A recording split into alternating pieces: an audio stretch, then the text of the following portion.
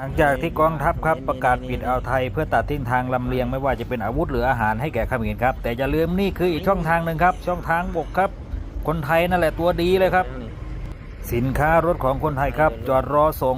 ข้ามไปยังประเทศลาวเพื่อส่งต่อไปยังเขมรเพียบเลยครับโดยสินค้าครับส่งออกที่ช่องแม็กจังหวัดอุบลครับผ่านเมืองปากเซของลาวเดินทางลงใต้ไปยังด่านหนองนกเขียนที่แขวงจำปาสักซึ่งเชื่อมต่อกับด่านตะบึงเกลียนเมืองสตรึงแตรของกัมพูชาซึ่งคลิปวิดีโอนี้นะครับก็ถ่ายโดยคนลาวครับเห็นไหมครับรถบรรทุกของไทยจอดรอส่งสินค้าเพียบครับพวกนายทุนไทยยังคงขายของให้กับพวกเขมรเอาแต่กำไรโดยไม่สนใจเหตุการณ์บ้านการเมืองไม่รักชาติไม่รักประเทศหน่วยงานรัฐจะปิดอ่าวไทยเพื่อกดดันเขมรแต่อย่าลืมไปว่าคลิปตามหลักฐานนี้มีเห็นกันตำตาซึ่งเห็นได้จากหลักฐานนี้ครับนี่อยู่ด่านเขมรนี่ว่านี่ไอ้นี่รถแล้วนี่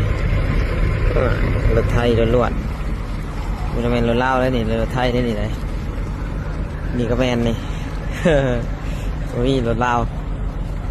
นี่เขมรรถไทยนี่กำลังเทียนเครื่องลงใช้รถเขมรจวดเต็มคาราเบลอยู่แถวนี้เต็มรถจอดเต็มเลย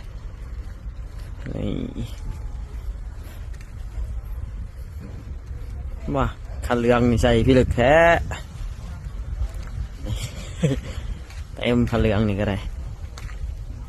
รถไทยเขาจะใส่มาพอสวดมาใส่รถเขมรให้โหดเต็มคือกันเลย